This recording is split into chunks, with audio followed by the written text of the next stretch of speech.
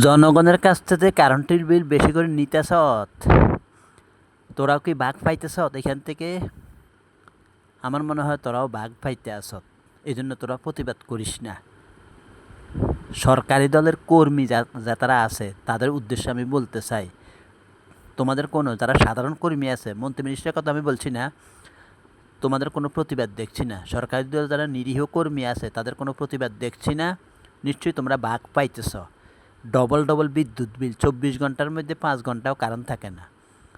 আর ইসলামী দলগুলি যখন ক্ষমতা যায় বা নির্বাচনে দাঁড়ায় বাংলাদেশের আইন মেনে, তখন মানুষের কাছে ভোট চাই কী বলে যে আমরা আল্লাহর আইন প্রতিষ্ঠা করব, হক প্রতিষ্ঠা করব। তখন ওই ইসলামী দলগুলার ওই সমালোচনায় খুঁজ, মানে ও দোষ ত্রুটি কী আছে, ও পাঁত দিলে কয় আজ্ঞা দিছে, মানে আমাদের দেশে একটা কথা আছে, পাঁত দিলে কয় আগে দিছে আর কি, এটা আর কি। তো পাঁত দিলে কয় আগে দিছে। তো এগুলার নিয়ে দোকানে দেখানোর সমালোচনা করে ইসলামী দলগুলার। তুই তুই যে সমালোচনা করলি, আঙুল নাচা নাচা কর, আমরাও ইমান আছে, আমাদেরও ইমানদার লোক, আমরা আঙ্গ ইমান নাই, তুই ইমান তাই তুই কোন বাল ফালাইছত, কী করছত তোরা? কোনো কিছু করস নাই। আমরা আল্লাহর শক্তিতে বিশ্বাসী, আমরা কারোর শক্তিতে বিশ্বাসী না। জনগণকে কষ্ট দিবি, আমরা অভিশাপ দিব, অভিশাপে তোরা শেষ হয়ে যাবি। যেরকম আল্লাহ তাআলা বনী ইসরায়েলকে অভিশাপ দিয়েছে তারা জুলুম করার কারণে, আমরা অভিশাপ দিতে কোণঠাবোধ করবো না, আমরা অভিশাপ দিব ইনশাআল্লাহ। তোরা শেষ হয়ে যাবি, তোদের পরিণতি আরও ভয়াবহ হবে, আল্লাহর পক্ষ থেকেই গজব হবে।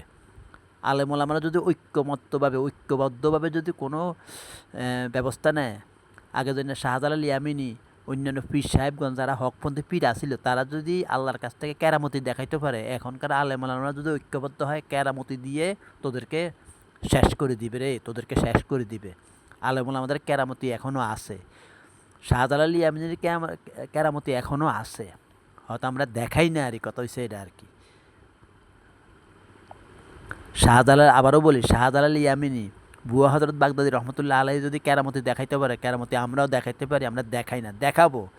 তবে আলেমানরা ঐক্যবদ্ধ না হওয়ার কারণে হয়তো কেরামতি কাজও হচ্ছে না, তো হবে যখন আলেমানরা ঐক্যবদ্ধ হবে। তোরা বাঁচতে পারবি না, মানুষের সমালোচনা করবি না, ভালো হ, জনগণের প্রতি ভালোবাসা, জনগণকে ভালোবাসা দে, একটু অন্যায়ের প্রতিবাদ কর। আসসালামু আলাইকুম।